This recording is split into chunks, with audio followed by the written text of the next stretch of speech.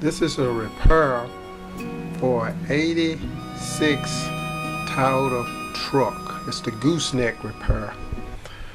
A friend of mine came by to my shop and brought this gooseneck, and he said that he couldn't find it at the junkyard because a lot of those old trucks had been crushed, and he had broke it. Somebody had broke it, and he couldn't get it at the auto repair shop, either AutoZone or Advanced Auto or O'Reilly. They just didn't have it. So he brought it by my shop, and it's aluminum, as you can see.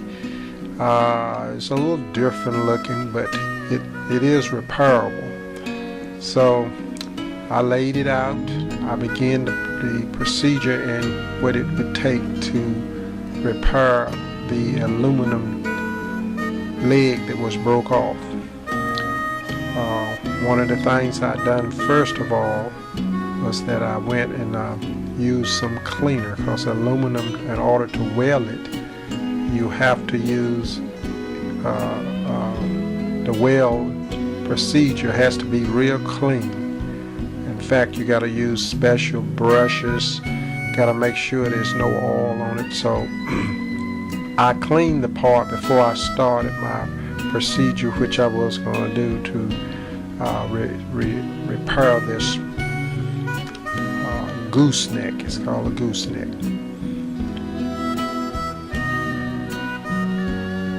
And you can see my aluminum wire brush right there. And so I brought out my rotary file. It's a carbide tip. It's got a feather edge on it, and it's a Nikita brand. It's a high speed, so I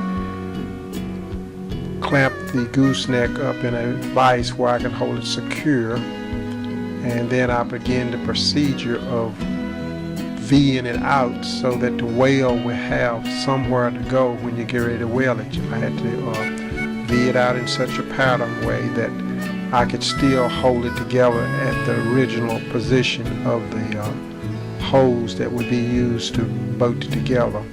So I had to rotate it out inside too, because that was very critical on the inside. The outside is not as critical. As you can see, I rotated it out inside there. So the next thing I did after I secured it to a piece of aluminum 1/4 by inch and a half, well, that's probably 1 1/4 too, aluminum. I secured it, and then I began my procedure of preheating it. It had already been cleaned, but I'm going to preheat it because aluminum works better. I mean, at least the rod do, if you go ahead and preheat it. Next, I use a 1/8 rod, and as you can see, I'm striking it close to my unit several times to get the heat up on the aluminum rod, because I didn't want to weld it with a cold aluminum rod. After I weld it on the inside and out, and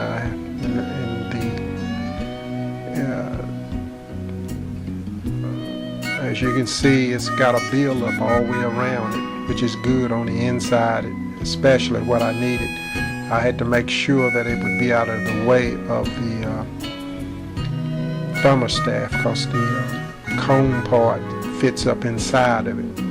I use a different rotary file right here, especially for aluminum, and I rotary it out on the inside and out. And as you can see here, here's where my finished product as I routed it rather, and smoothed it out and everything, and it came out okay. The customer got it, picked it up.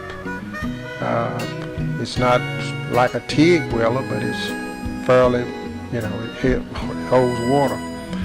That's me, 37-cent machine shop. I made $25 off that job. Money come in good. I probably could have made a steel one out of steel for about $80. Thank you for watching this video, and the goose is done. Bye.